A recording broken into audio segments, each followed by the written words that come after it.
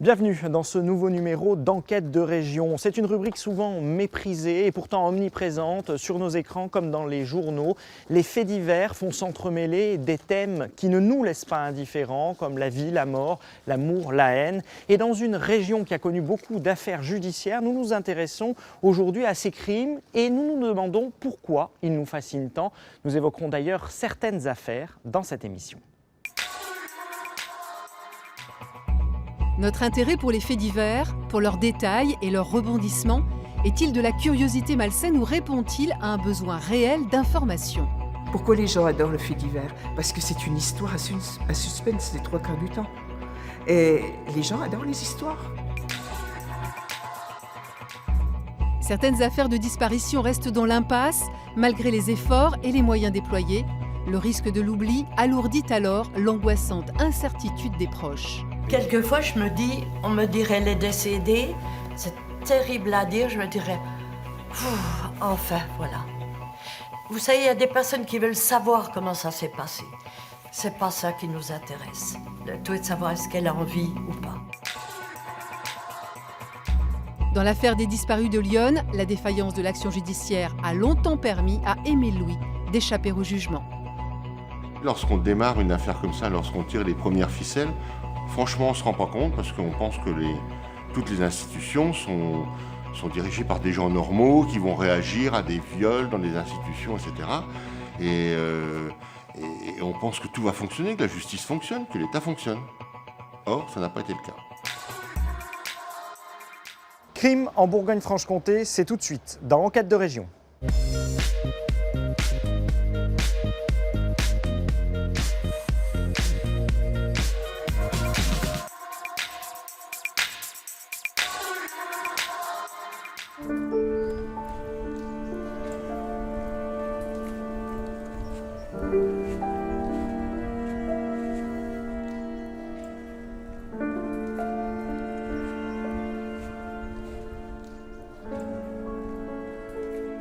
Parmi les affaires récentes que notre région a connues, il y a l'affaire Narumi, du nom de cette jeune étudiante japonaise disparue sur le campus de Besançon et dont le corps reste introuvable. Et puis il y a l'affaire Alexia Daval, cette jeune femme partie faire un jogging et retrouvée morte près de Gray en Haute-Saône. Ces faits divers alimentent nos conversations et ils nous choquent, ils nous révoltent parfois. Mais ce qui est sûr, c'est qu'on en parle plus souvent qu'on ne le croit.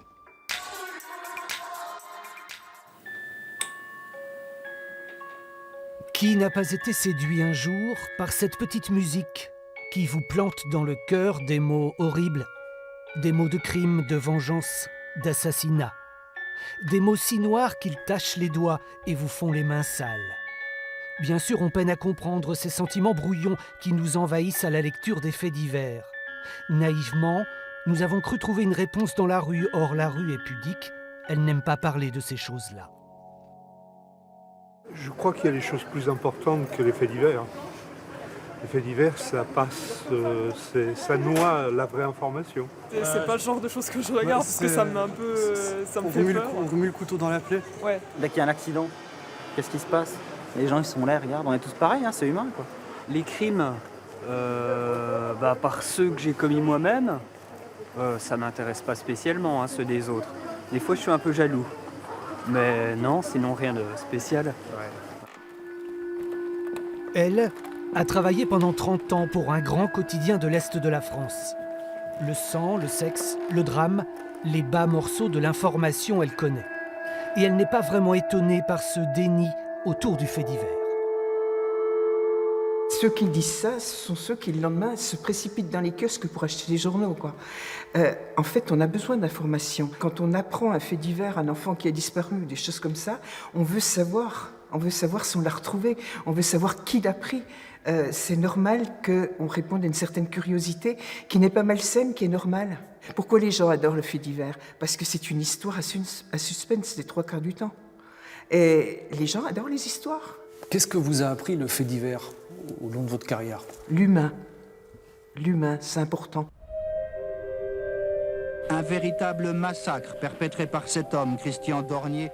Jeune journaliste, Annette Vial a dû se rendre à Luxiol, la tuerie de Luxiol. Le coup de folie d'un jeune agriculteur, c'était en 1989. à 35 km de Besançon. Autant de cibles visées à bout portant, presque méthodiquement, 14 morts, dont 3 enfants.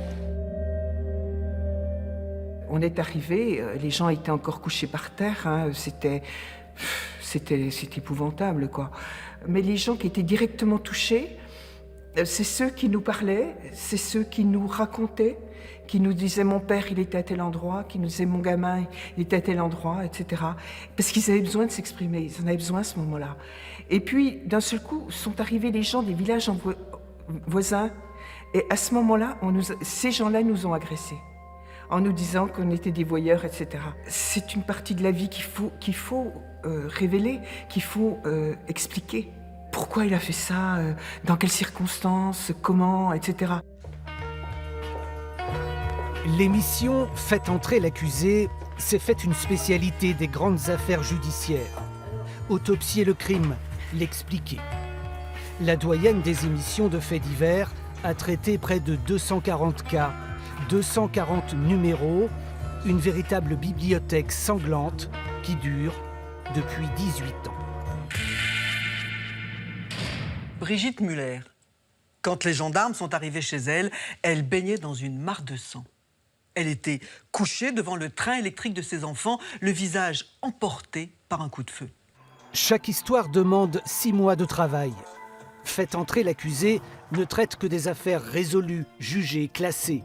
Une règle pour ne pas gêner le travail de la justice. Pour la rédactrice en chef du magazine, le fait divers permet d'observer la société de biais. Ce n'est pas le caractère sordide des faits qui nous détermine, c'est ce qu'ils disent de la société, c'est ce qu'ils disent du fonctionnement de la justice, de la police, du fonctionnement d'une communauté, d'une profession, d'un milieu, d'une région. C'est ce que l'affaire dit de l'âme humaine. Un tueur à la hache au royaume de l'automobile. Montbéliard, Sochaux, Belfort, le pays de Peugeot. L'homme a sévi 4 fois, fendant le crâne de ses victimes comme d'autres coupent du bois.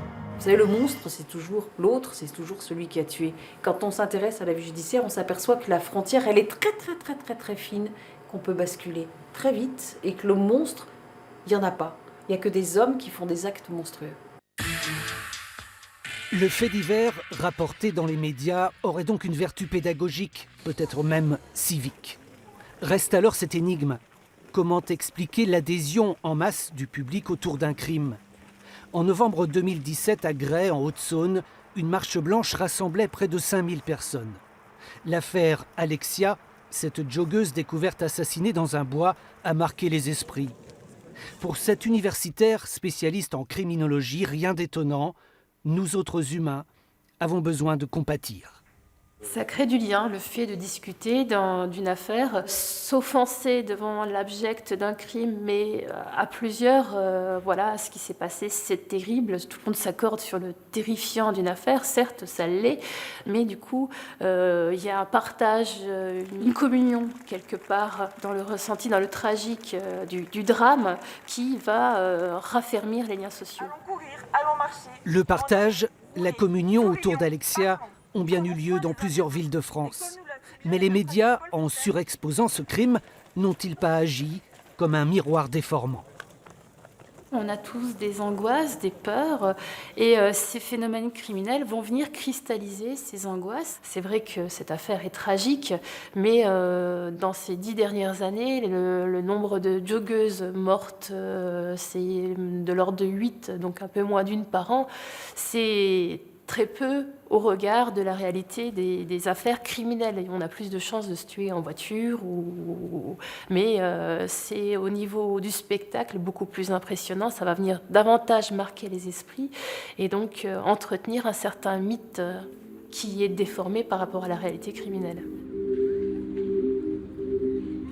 On n'a jamais été aussi dans l'histoire de France en sécurité. En tout cas, les crimes de sang ont proportionnellement à la population baissé. Les statistiques sont sans appel. On tue 2 fois moins en France qu'il y a 15 ans. Selon l'Observatoire national de la délinquance, on compte un peu plus de 600 homicides chaque année, soit moins de 2 par jour. Dans 3 quarts des cas, l'assassin est un proche de la victime. Mais quels que soient ces chiffres, avec nous et malgré nous, le crime reste toujours une catégorie majeure du débat social.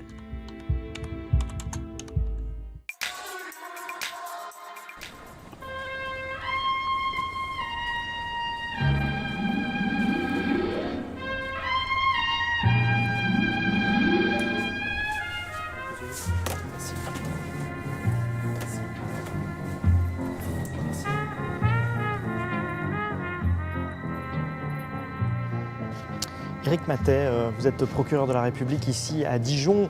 On vient de s'intéresser à cette fascination pour les crimes et les faits divers en général. Est-ce que c'est quelque chose que vous constatez aussi dans votre métier ?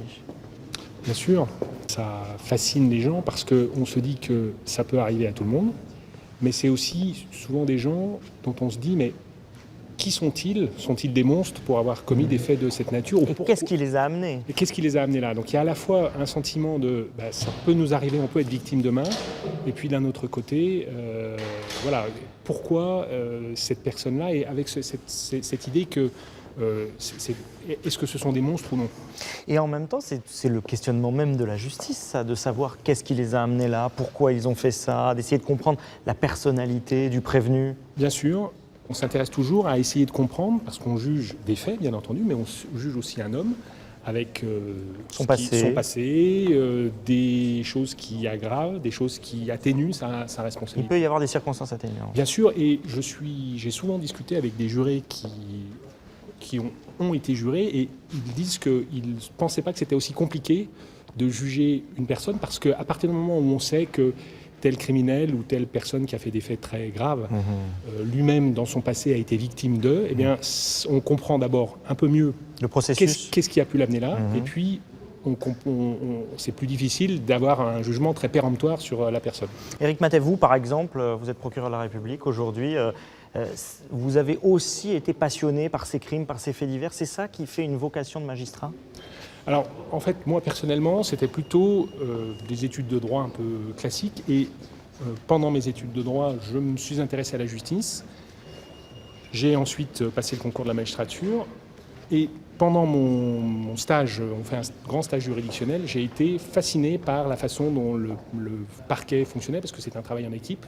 Le procureur, ses collaborateurs, et puis les relations avec les services de police et de gendarmerie, et bien sûr, rechercher des énigmes et puis essayer de trouver les preuves et puis d'avoir une bonne décision ensuite. Il y a deux facettes du procureur. Il y a l'enquête et puis il y a aussi le ministère public, celui qui accuse, ce qu'on appelle l'accusation d'ailleurs. Lorsque les policiers et les gendarmes font des enquêtes sur des affaires, des délits ou des crimes, et lorsqu'ils ont arrêté une personne en garde à vue, ils le font sous la direction du procureur de la République qui s'assure que l'enquête est régulière, qu'on ait fait toutes les recherches nécessaires pour arriver à la manifestation de la vérité. Mais il y a une deuxième facette qui est plus connue, c'est effectivement à l'audience correctionnelle, c'est lui qui représente l'intérêt général et qui demande une peine au tribunal en fonction de sa conviction.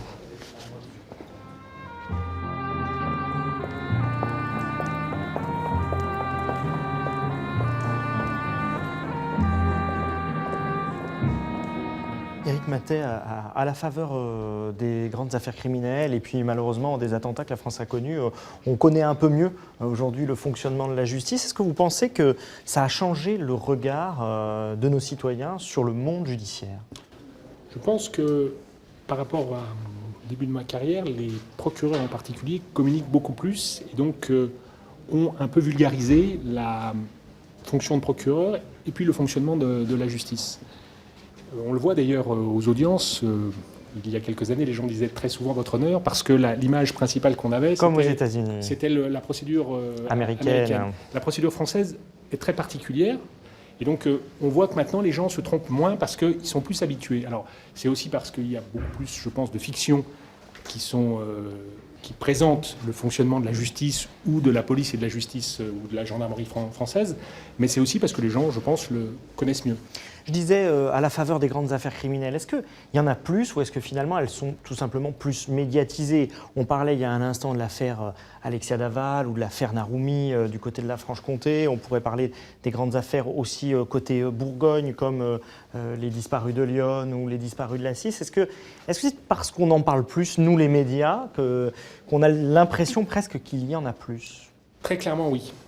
Les statistiques sur une longue durée montrent que les affaires les plus graves, les crimes, et en particulier les crimes de sang, les assassinats, les enlèvements, les meurtres, sont en diminution constante depuis des années et des années. Et il y a donc de moins en moins, et on voit bien dans les rôles d'assises, les affaires qui passent aux assises, il y a de plus en plus d'affaires de sexe, de moins en moins d'affaires de sang. Donc vraiment, la société est une société qui globalement est une société française, est une société moins dangereuse maintenant en termes de crimes qu'il y a quelques années. Et pourtant, ce n'est pas du tout l'impression qui est donnée. C'est aussi parce que je pense, c'est ce que vous disiez, les affaires sont beaucoup plus médiatisées maintenant, on en parle beaucoup plus qu'il y a un certain nombre d'années. C'est un bien aussi qu'on en parle plus, parce qu'on le voit dans le cadre des disparitions inquiétantes dont on va parler dans quelques instants, que c'est important de médiatiser ce type de disparition, par exemple. Bien Ça sûr. peut aider le travail de la justice. Bien sûr, du reste, le ministère de la Justice, il y a quelques années, a mis au point un système d'alerte enlèvement et qui, pour l'instant, a été déclenché à peu près une vingtaine de fois, je crois, et à chaque fois, qui a permis de retrouver l'enfant, parce qu'il y a une médiatisation très importante. Donc on se rend bien compte que le fait d'en parler, c'est utile en termes d'enquête, et puis je crois aussi que c'est utile en termes de prévention. On sait bien qu'il y a des situations où ça peut être dangereux de se promener seul dans un endroit particulièrement... Vous n'êtes pas de ces procureurs qui disent « attention, la médiatisation, ça peut aussi pirater l'enquête, rendre difficile cette enquête ». On pense évidemment, parce qu'elle est traitée à Dijon, à l'affaire très médiatique de la disparition et de la mort du petit Grégory. On sait qu'au début, les médias, c'était certes dans les années 80, les temps ont changé, mais ont joué un rôle trouble par moment dans cette enquête. Il y a toujours un risque que la médiatisation se transforme en une violation du secret de l'enquête. Et notre responsabilité, si maintenant on communique plus et on sait mieux aussi informer le public, et c'est normal... C'est aussi pour éviter ça? C'est aussi pour être certain qu'on essaye de bien faire la départition entre l'information du public et puis les nécessités de l'enquête. Et quand même, notre responsabilité numéro 1, c'est bien d'arriver à faire en sorte que l'enquête aboutisse. Et donc, quand j'ai une affaire qui défraye la chronique, je le dis toujours aux journalistes, je vous donnerai des informations que je peux vous donner, mais mon souci numéro 1, ça reste quand même d'arriver à rechercher la vérité et trouver la vérité judiciaire dans un dossier. Et donc, il faut qu'on soit attentif parce que les dérives qui existaient il y a quelques années sont toujours susceptibles d'exister maintenant. Éric Mathey, on parle beaucoup de la justice, on la connaît mieux sans doute, et pourtant on la critique aussi souvent. On le voit régulièrement, mais on peut penser à la faveur du malaise chez les policiers ou des surveillants de prison plus récemment encore. Est-ce que vous avez l'impression que la justice aujourd'hui travaille bien et qu'elle a les moyens de faire son travail? Alors, les moyens, pas tout à fait. C'est clair, par exemple, il y a des études au niveau du Conseil de l'Europe, donc des 47 pays de l'Europe, qui démontrent que, par exemple, il y a 2 fois moins de juges pour 100 000 habitants, 2 fois moins de greffiers pour 100 000 habitants et 4 fois moins de procureurs pour 100 000 habitants en France que dans la moyenne de l'Europe. Donc la justice en France n'a pas tout à fait les moyens. Par contre, ce que je dis toujours, c'est que la justice française, avec son inventivité, avec son adaptabilité, n'a pas à rougir de ce qu'elle fait. Parce qu'avec les moyens les critiques qui sont portées à la justice sont toujours intéressantes à entendre. J'essaie toujours d'être attentif, c'est toujours sain et utile d'entendre les critiques. Mais je dis toujours que chaque pays a la justice qu'il veut bien se financer et que j'affirme qu'avec les moyens dont nous disposons, nous n'avons pas à rougir de ce que nous faisons parce que on est souvent, c'est aussi une expression que j'aime bien employer, on est des bricoleurs, on bricole souvent, mais on est des bricoleurs de génie. Et le système fonctionne plutôt mieux que ce que l'on dit dans le grand public notamment.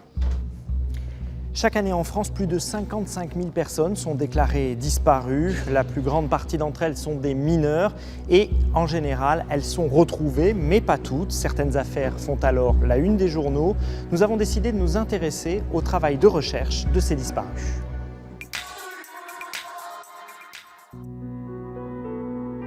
Nous nous battons pour retrouver notre fille qui va avoir 9 ans, le 5 novembre. Elle est joyeuse, dynamique, sportive. Elle nous manque terriblement. Août 2017. Tout le monde ou presque s'en souvient. La petite Maëlys, âgée de 9 ans, vivant dans le Haut-Jura, disparaît lors d'un mariage en Isère. D'importantes recherches sont menées pendant plusieurs semaines, mais en vain. Malheureusement, Maëlys est loin, très loin d'être la seule à manquer à sa famille. En France, chaque année, 50 000 mineurs disparaissent. Près d'1 millier d'entre eux sont victimes d'enlèvements, de soustraction parentale ou se volatilisent sans raison apparente. Les gendarmes et les policiers sont les premiers contacts de leur famille. Le cas classique, c'est l'appel du parent qui a 18 heures, qui rentre du travail et l'enfant n'est pas à l'école. Voilà, il a pris le bus et puis ensuite, tout compte fait, l'enfant, plus de nouvelles. Donc là, on est vraiment sur de l'enquête de disparition inquiétante et là, on basculera rapidement dans le domaine judiciaire. Le parquet diligente alors de nombreux moyens sur le terrain. Il faut aller vite et recueillir un maximum de renseignements. C'est très important, c'est que notre saisine soit très proche de la disparition. 15 minutes, des fois, peuvent faire la différence. L'actualité le prouve trop souvent. Certaines affaires restent dans une impasse malgré les efforts et les moyens déployés. Depuis 10 ans, un office de la police judiciaire situé à Nanterre peut intervenir dans les dossiers difficiles. On a des services un peu spécialisés qui nous permettent de faire des recoupements entre les dossiers, qui nous permettent de travailler sur des domaines très techniques comme la téléphonie par exemple. Mais on fait aussi une sorte de relecture du dossier pour vérifier si un certain nombre de pistes n'auraient pas été abandonnées ou pas exploitées, tout simplement pour des raisons valables la plupart du temps. Dans 95% des cas, les disparitions de mineurs sont des fugues. De quelques jours, quelques heures, parfois pour des motifs paraissant futiles. Dans tous les cas, policiers et gendarmes lancent les recherches. Même si c'est une fugue, ça peut être une fugue qui tourne mal. Une fugue où la personne est renversée sur la route. Une fugue où ça se passe mal avec une bagarre, je dirais, avec d'autres jeunes. Enfin voilà, de toute manière, il y aura la mise en place d'un dispositif. L'association 116 000 enfants disparus apporte par téléphone un soutien juridique et psychologique aux familles. La plupart des appels concernent des adolescents fugueurs. Certains ne donnent plus signe de vie pendant plusieurs semaines, plusieurs mois. Ces jeunes moins bien protégés ne sont pas conscients du danger. Les jeunes qui sont des jeunes placés par l'aide sociale à l'enfance ou des jeunes de milieux plus fragiles et qui vont fuguer, partir en errance, finalement sont considérés par tout un chacun comme devenus autonomes, capables de se débrouiller. Malheureusement, ce sont souvent des jeunes très peu scolarisés et qui vont peut-être rapidement basculer dans une sorte de délinquance pour survivre et donc être fragilisés, être pris en charge par des plus âgés qui vont profiter d'eux finalement pour des petits trafics ou voire de la prostitution. Le risque pour ces mineurs, c'est de tomber complètement dans l'oubli une fois leur majorité révolue. En France, toute personne majeure saine d'esprit a le droit de disparaître. Les recherches sont menées seulement si la disparition est jugée inquiétante.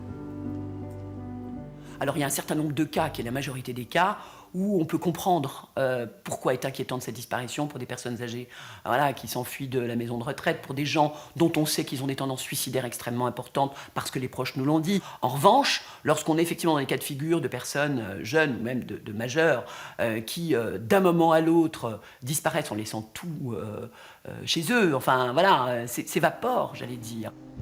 Là, on peut effectivement ouvrir ensuite une information judiciaire pour que les investigations se poursuivent sur un plus long terme. Les exemples ne manquent pas. Célia Orzaz, jeune Hausonnoise disparue avec son père dans la région de Toulouse en décembre dernier. Leur voiture a été retrouvée incendiée. Narumi Kurosaki, étudiante japonaise à Besançon, est recherchée depuis décembre 2016. La justice est persuadée que la jeune fille a été assassinée. Son corps reste introuvable. Autre disparition emblématique de la région, celle de Sophie Arnoux, originaire du pays de Montbéliard, volatilisée le 4 septembre 1985 en plein maquis corse. Cette affaire reste un mystère aux yeux de la justice et de ses parents. Josette et Jacques se sont battus pendant de très longues années, imaginant toutes les pistes. Il pouvait venir de la mer. On savait qu'il y avait de la prostitution. Il y avait aussi des sectes, vous voyez. Et puis alors, des personnes mal intentionnées, parce que vous savez, on le voit encore maintenant, vous avez des personnes qui séquestrent. Quelquefois, je me dis, on me dirait les décédés, c'est terrible à dire, je me dirais, enfin, voilà. Vous savez, il y a des personnes qui veulent savoir comment ça s'est passé. C'est pas ça qui nous intéresse. Le tout est de savoir est-ce qu'elle a envie ou pas. Pendant longtemps, ils sont retournés en Corse. Ils ont sollicité des médiums, des voyants et comme beaucoup de parents, ils ont engagé un détective privé. Si on découvre des éléments intéressants ou importants, une piste quelconque qui viendrait justifier une disparition inquiétante, peut-être un meurtre, un enlèvement ou autre, eh bien évidemment, ça va être après les services administratifs qui vont prendre le relais. Ça va être la justice qui va s'en saisir. Comme dans l'affaire Sophie Arnoux, le temps est le principal ennemi des disparus et de leurs proches. Malheureusement, il ne faut pas se bercer d'illusions. Je crains fort que quelqu'un qui soit disparu depuis très longtemps, un enfant disparu depuis très longtemps, on a très peu de chances de le retrouver vivant. Je dirais que dans le cas des disparitions inquiétantes, la majorité des affaires ne sont pas résolues. On ne retrouve pas les personnes. C'est toujours terrible. Quand vous avez des enfants qui n'avaient aucune raison de disparaître, on ne retrouve ni les corps. Pour les familles, c'est terrible parce qu'elles ne peuvent pas faire le deuil. Et puis parce que nous, on est là effectivement pour leur expliquer ce qui a pu se passer. Et on est toujours extrêmement frustrés, évidemment, lorsque ce type d'enquête n'aboutit pas. Ça pèse quand même sur vos épaules, hein, parce que c'est vrai que tous les jours, Sophie, on se réveille la nuit, hein, qu'est-ce qu'elle fait? Est-ce qu'elle est décédée? C'est ça, c'est le fait de ne pas savoir. Même si les chances sont minimes, certaines familles poursuivent leur combat, luttent contre l'oubli. Certaines de ces anciennes affaires, ces cold cases, sont suivies par l'unité spéciale de police judiciaire. C'est important de garder le lien avec la famille. C'est important aussi que le dossier vive, soit médiatisé, que quelqu'un en parle, parce qu'on n'est pas à l'abri d'avoir un témoignage même longtemps après. Témoignage qui pourrait être décisif. Au 116 000 non plus, on n'abandonne pas. Comme un symbole, un immense mur a été érigé avec les photos des enfants disparus. On se dit que ce sont des enfants dont souvent, hormis leurs parents, ils sont oubliés de tous. Et on se dit que potentiellement, ils peuvent un jour se reconnaître. Ça, c'est quelque chose de très important parce qu'on pense toujours qu'un enfant qui a disparu dans des circonstances un peu bizarres peut avoir été tué par un criminel, ce qui est malheureusement souvent le cas, mais il peut aussi avoir été enlevé, être toujours vivant ailleurs et ne pas savoir d'où il venait. Pour les familles de ces disparus, le temps parfois rend la douleur plus discrète. Certains, comme Josette et Jacques, ont réussi à laisser la vie reprendre le dessus, sans jamais perdre l'espoir, aussi ténu soit-il.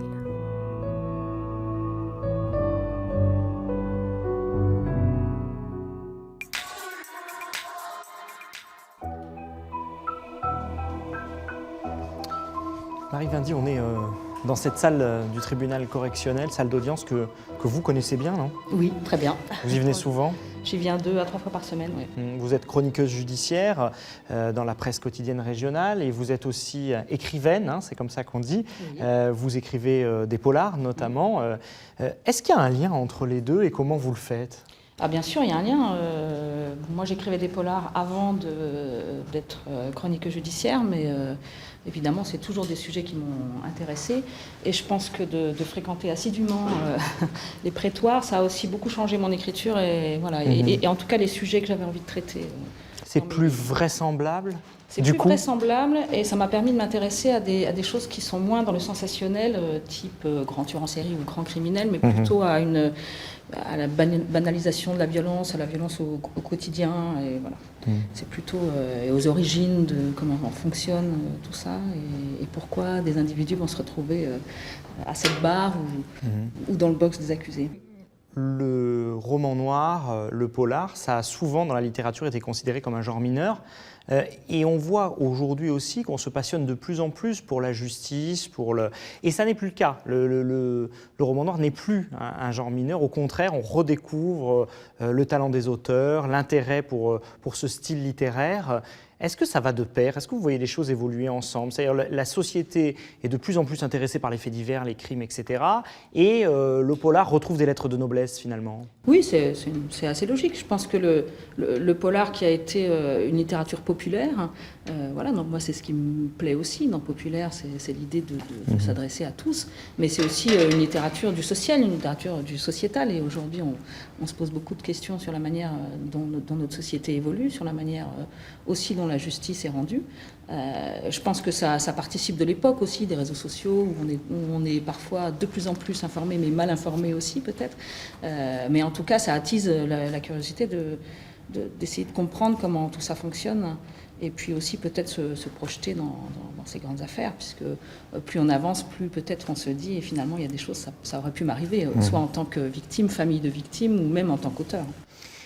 Vous passez de l'un à l'autre, de la fiction à la réalité comme chroniqueuse judiciaire. Est-ce que l'un alimente l'autre, et de quelle façon? Oui, tout à fait. L'un alimente l'autre, c'est certain. En tout cas, la réalité m'inspire beaucoup, les grands faits divers. Je compulse beaucoup de documentation. Souvent, je laisse reposer très longtemps parce que je n'ai pas envie de traiter un sujet de manière trop linéaire et trop brutale.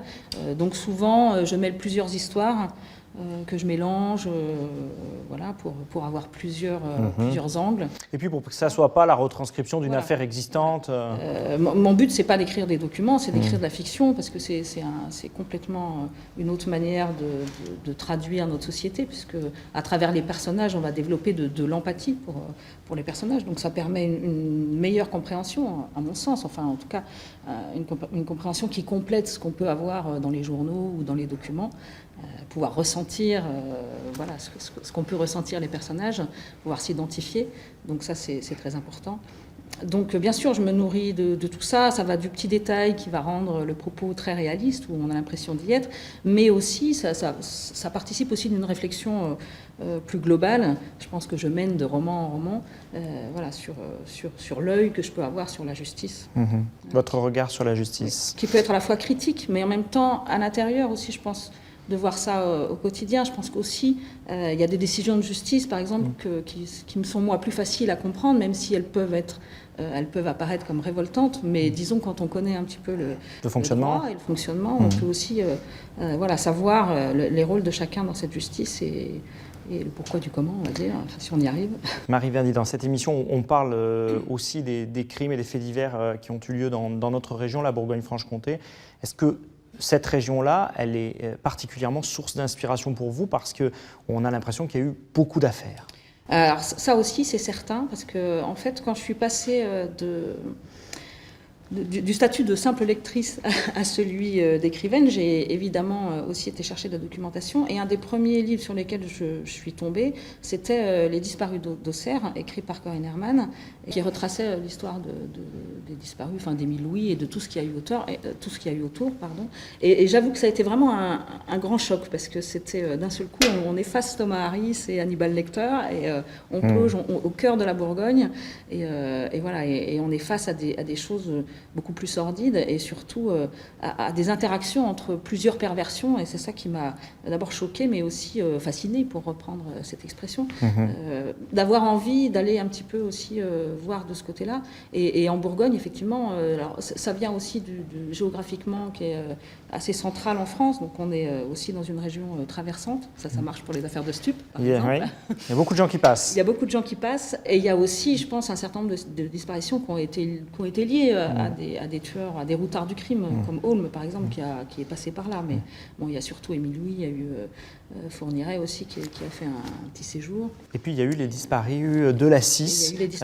C'est cette affaire qui inspire votre dernier ouvrage, Justice soit-elle, aux éditions Plomb. Marie Verdi, cette affaire, elle vous a particulièrement passionné? Oui, alors c'est une affaire que dont j'ai eu écho depuis que je suis toute petite, en fait, puisque le meurtre de Christelle Blétry, je crois que c'est en 81, bon, à vérifier, mais en tout cas, c'est au début des années 80. Donc, cette jeune fille, c'est pratiquement ma génération, à quelques années près. Donc, j'ai entendu parler de ces affaires. J'ai eu l'impression d'avoir grandi avec elle. D'autant que ça a duré dans le temps après les autres disparus. Le dernier procès a été renvoyé là dernièrement. Le procès en appel du meurtrier présumé de Christelle Blétry va être rejugé, je ne sais pas quand du coup, mais ça devait être jugé en janvier. Ça a été renvoyé. Donc voilà, on est encore dans ces histoires. Et en travaillant pour la presse locale, c'est vrai que j'ai suivi régulièrement les articles qui ont pu paraître sur ces sujets. Donc, et c'est en Bourgogne aussi, il y a cette proximité qui est toujours un petit peu... voilà, je peux passer en voiture, moi je me promène beaucoup pour alimenter mes livres et pour aller voir un petit peu les lieux. Donc voilà, on peut passer à des endroits où on se dit, tiens, ici on a retrouvé le corps de telle personne, ici, là. Donc bon, après c'est moi qui suis un petit peu déformée par la profession. Par la profession, par mes recherches, mais c'est très présent, oui, c'est très présent dans cette région. Aujourd'hui, vous diriez qu'on est plus fasciné qu'avant par ces choses-là, ou bien c'est les médias qui en font plus et ça donne un peu cette impression-là? Oui, je pense que c'est une impression. L'homme a toujours été fasciné par le côté sombre, le côté obscur de l'humanité. Donc voilà, ces crimes-là, liés aux faits divers, ces faits divers-là, ça a quelque chose de cette arrivée près de chez vous. Parce que voilà, ça ressort. On n'est pas dans cette vision qu'on peut avoir justement à l'américaine, qui a fait longtemps penser d'ailleurs aux policiers et aux gendarmes qu'il y a des tueurs en série, c'était qu'aux États-Unis, quelle idée saugrenue, et que c'était pas transposable en France, alors que bien évidemment c'est le cas. Mais il y a ce côté, c'est dans un petit village, c'est dans un lotissement, c'est tellement banal que finalement c'est la projection, c'est vraiment ça. J'aurais pu être témoin, ça aurait pu m'arriver, j'aurais pu être proche des victimes, j'aurais pu être victime même pour une femme, une jeune femme comme j'ai pu l'être à ces époques-là.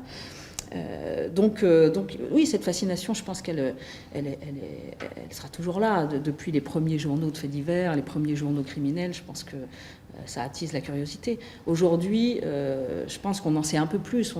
On a plus de matière aussi pour analyser ça, pour analyser psychologiquement le comportement des auteurs, pour analyser aussi la détresse des victimes. Enfin, on avance sur ces terrains. On comprend mieux aussi le processus de l'enquête. On est plus au courant du fonctionnement de la justice. Et puis les avancées scientifiques permettent aussi de résoudre un certain nombre de crimes qui restaient encore très mystérieux et dont on a pu avoir les solutions grâce à l'ADN des dizaines d'années plus tard. Dans l'actualité ces derniers mois, il y a le retour sur le devant de la scène de l'affaire du petit Grégory, qui est évidemment traité ici à Dijon, même si l'affaire s'est passée dans la région d'à côté.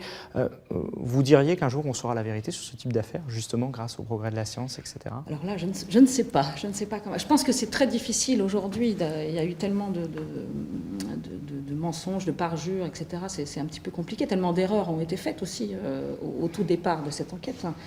Je ne suis pas sûre qu'on y arrive vraiment, mais ceci dit, c'est pas impossible qu'un élément qui puisse être analysé aujourd'hui apporte un certain nombre de réponses. Voilà. Ce qui est un petit peu, dans cette affaire, ce qui est un petit peu fou, complètement disproportionné, c'est l'énergie qui a été mise, c'est les sommes qui ont été mises avec des enquêteurs qui ont travaillé, une cellule d'enquête de 9 enquêteurs là, qui ont travaillé dernièrement avec Anacrime pour reconstituer ça, alors qu'on sait que par ailleurs il y a d'autres affaires non élucidées qui sont complètement laissées à l'abandon. Donc il y a aussi, là pour le coup, la médiatisation de l'affaire a fait beaucoup pour que financièrement on puisse aller au bout et puis on puisse chercher au-delà, je dirais presque au-delà du raisonnable, enfin, sauf évidemment je souhaite qu'on retrouve un jour le véritable assassin, mais il y a une part, à mon sens, c'est mon avis personnel, mais d'exagération de l'importance qu'on a donnée à cette affaire-là par rapport à d'autres qui n'ont pas été médiatisées et qui ont été totalement oubliées. Parmi les affaires qui ont durablement marqué notre région, celle des disparus de Lyon, bien sûr. 7 jeunes filles, toutes handicapées, enfants de la DAS, violées et tuées entre 1977 et 1979. Derrière ces crimes, un chauffeur de bus, Émile Louis, une affaire qui a défrayé la chronique à plus d'un titre.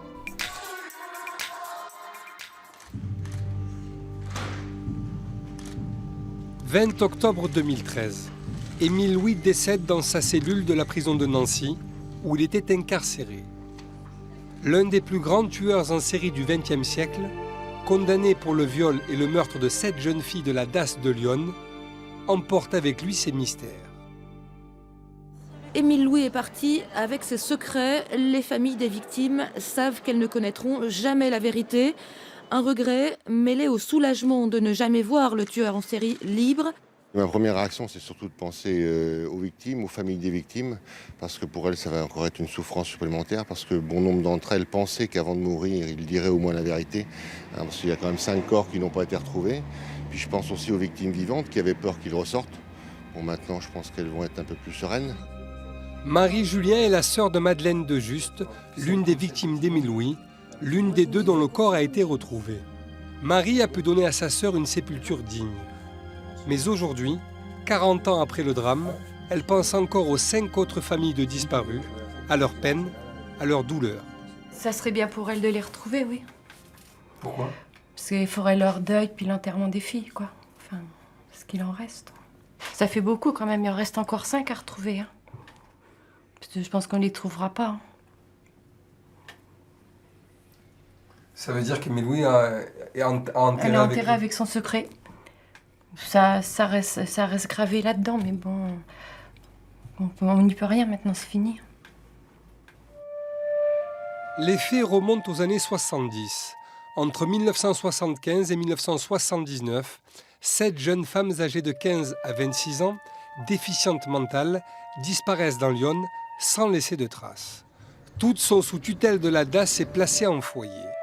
Mais pendant des décennies, personne ne s'inquiète de ces disparitions et les services sociaux parlent de simples fugues. Didier Seban et Corinne Herman, avocats des familles des disparus, s'interrogent toujours sur l'action de la justice. Ces jeunes femmes, parce qu'elles étaient handicapées, parce qu'elles étaient abandonnées, parce que certes elles avaient une famille, mais malheureusement elles avaient été recueillies par la DAS, eh bien ces jeunes femmes n'intéressaient personne. Et la justice, qui est malgré tout là normalement pour protéger les plus faibles, a failli à sa mission. Dès 1981, quelques années à peine après les premières disparitions, un gendarme mène pourtant l'enquête. Il s'appelle Christian Jambert. Lui-même pupille de la DAS, il retrace le parcours de chacune des disparues. À chaque fois, le même homme sur leur route, Émile Louis. Un homme, déjà condamné pour attentat à la pudeur, sur des mineurs de la DAS, confié à sa compagne. Ludovic Berger est journaliste au quotidien local Lyon Républicaine. Il a suivi l'affaire des disparus de Lyon. Pour lui, le travail du gendarme Jambert a été ignoré. Jambert, dans un premier temps, a enquêté, a trouvé des éléments, a rassemblé des éléments et a interrogé énormément de gens. Et lui, qui était connu pour étant un fin limier, un très bon enquêteur, on a conclu que toutes les pistes s'orientaient du côté d'Émile Louis. Dans son enquête, Christian Jambert fait le lien entre Émile Louis, alors chauffeur de car qui transporte régulièrement les jeunes handicapés, et les disparitions. Déjà inquiété par la justice à plusieurs reprises, l'homme est à chaque fois relâché. Thierry Fournet a beaucoup travaillé sur cette affaire et réalisé plusieurs documentaires. Pour lui, le constat est sans appel. Christian Jambert avait découvert qui était le responsable. Il avait fait ce fameux rapport de synthèse qui n'a jamais été pris en compte, puisque le juge d'instruction de l'époque n'a pas voulu poursuivre, n'a même pas voulu entendre Émile Louis sérieusement, n'a pas voulu le mettre en examen là-dessus. Le fameux rapport Jambert, le voici. 7 pages datées de juin 1984. Des années d'enquête consignées, des dizaines de témoignages recueillis et un procès-verbal qui désigne Émile Louis comme le principal suspect.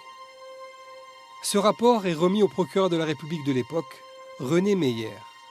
Mais aucun des témoins retenus par le gendarme n'est entendu par la justice. Classé sans suite, le dossier finira au fond d'un tiroir, oublié pendant des années par le tribunal d'Auxerre. C'est sûrement l'enquêteur qui a, avec les moyens de l'époque, il n'y avait pas l'ADN, fait la première enquête de police scientifique et on doit lui rendre hommage. Donc, ce qui m'a toujours effaré, c'est que la hiérarchie de la gendarmerie, le système judiciaire n'ait rien fait de cette enquête qui était très construite et qui a servi de base à l'enquête qui a permis de poursuivre Émile Louis ensuite. Pourquoi la justice n'a pas voulu suivre, ça c'est vraiment assez incompréhensible. On voit très très bien sur le dossier, sur le rapport de synthèse, écrit non au stylo. Qui a écrit ce nom? Est-ce le juge d'instruction? Est-ce le procureur? Chacun se reporte un peu la responsabilité. Voilà, mais en tous les cas, l'enquête n'a pas été faite. Et pendant ce temps-là, des jeunes femmes continuaient à disparaître. Mais un autre homme va lui aussi s'obstiner à faire éclater la vérité dans cette affaire. Cet homme, c'est Pierre Maunoir, un simple citoyen de Lyon dont le frère est handicapé. Il crée une association, regroupe les familles de disparus et se démène. En 1996, il porte plainte et fait éclater le scandale dans les médias. Le parquet d'Auxerre est contraint d'ouvrir une information judiciaire. Vous savez, lorsqu'on démarre une affaire comme ça, lorsqu'on tire les premières ficelles, franchement, on ne se rend pas compte parce qu'on pense que toutes les institutions sont dirigées par des gens normaux qui vont réagir à des viols dans des institutions, etc. Et on pense que tout va fonctionner, que la justice fonctionne, que l'État fonctionne. Or, ça n'a pas été le cas. Émile Louis, de son côté, quitte Lyon pour le sud de la France. Il y clame son innocence. Le sort s'acharne sur moi. Et que je suis absolument pour rien, j'ai toujours clamé mon innocence. En décembre 2000, Émile Louis est placé en garde à vue à Draguignan pour une autre affaire. Accusé de viol avec torture et acte de barbarie sur sa compagne. Encouragé par les gendarmes, croyant les faits prescrits, le chauffeur de car passe aux aveux dans l'affaire des disparus de Lyon. Transféré à Auxerre, Émile Louis se fait plus précis.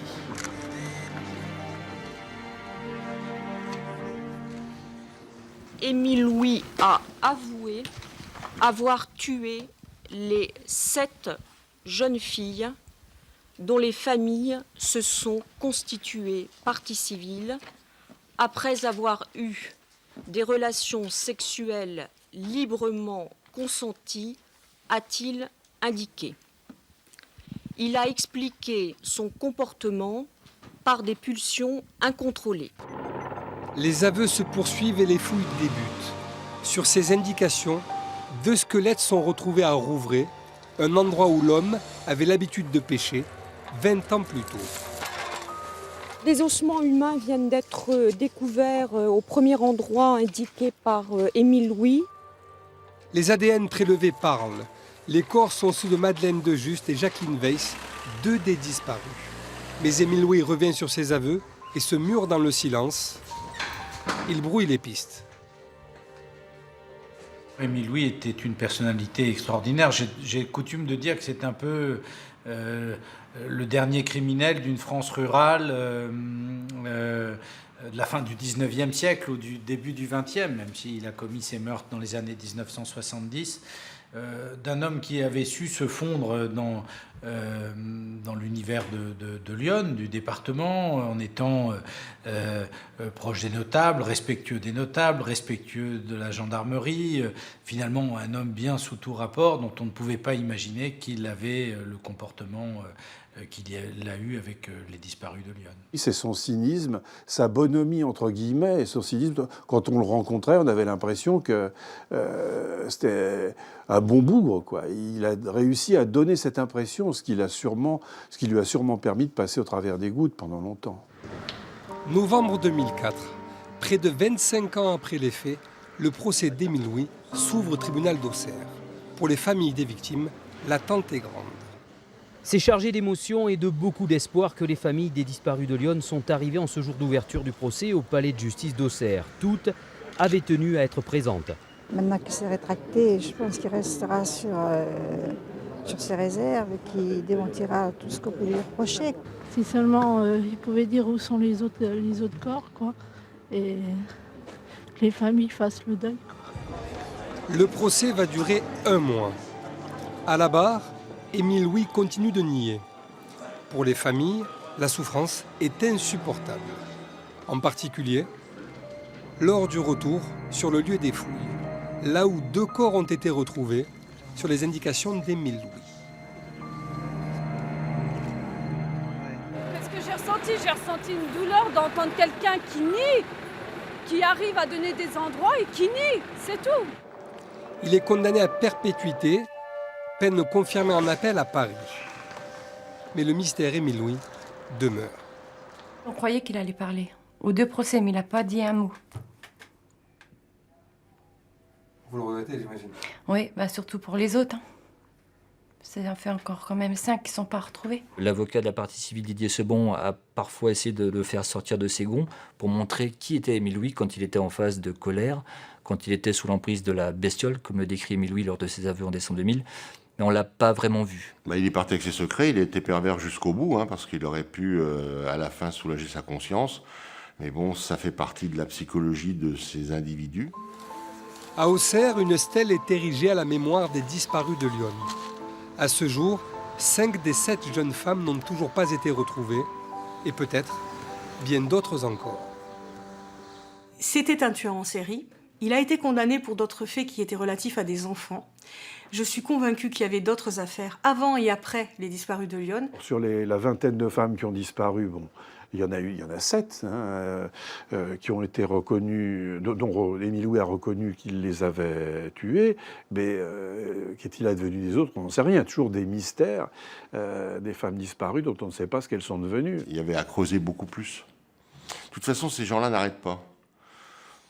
Moi, j'estime, c'est une estimation tout à fait personnelle, je pense qu'il y a une 30aine de jeunes femmes qui sont passées dans ses mains. Émile Louis a-t-il bénéficié de protection? Pourquoi le rapport du gendarme Jambert a-t-il été si longtemps ignoré? Quelles sont les vraies responsabilités de la justice et des institutions dans cette affaire des disparus de Lyon? Aujourd'hui encore, de nombreuses questions restent sans réponse.